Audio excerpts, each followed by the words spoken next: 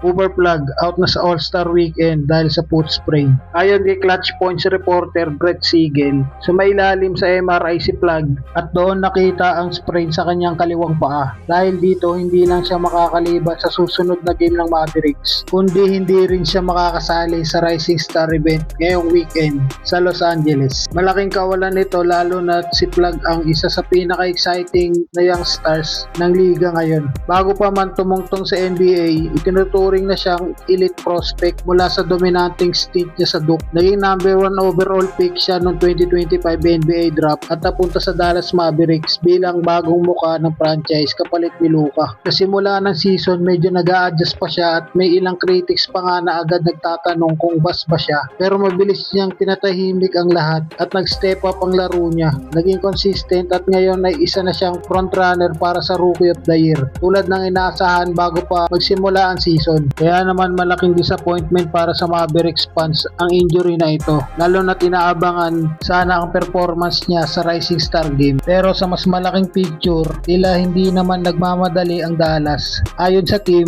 ang 2025-26 season ay bahagi ng transition period habang binubuo ang Plug era. Ibig sabihin mas mahalaga ang long-term development kaysa sa isang weekend showcase. Sa ngayon, pahinga muna si Cooper Plug at para sa Mavericks fans, konting hintay pa, siguradong mas marami pang all-star appearances ang darating para sa batang superstar na ito.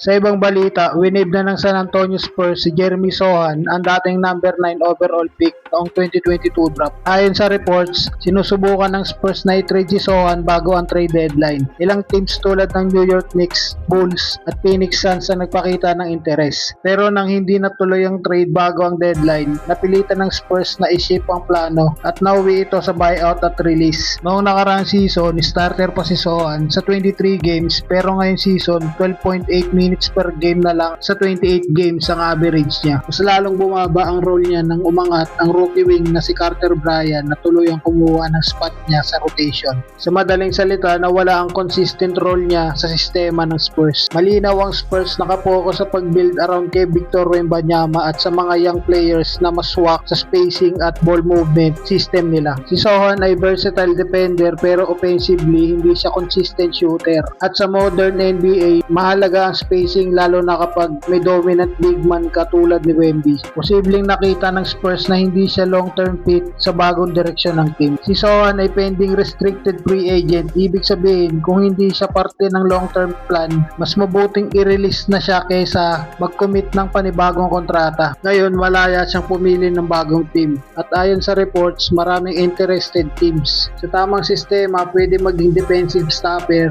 energy guy off the bench, switchable forward sa playoff contender. Mga team tulad ng Knicks o Suns na kulang sa physical wing defender ay pwedeng magandang fit. Ang bottom line, hindi ito tungkol sa talent ni Sohan kundi tungkol ito sa fit, role at direksyon ng franchise. Minsan sa NBA hindi sapat ang magaling ka, kailangan swak ka rin sa sistema. At ngayon magsisimula ang panibagong chapter sa karir ni Jeremy Sohan.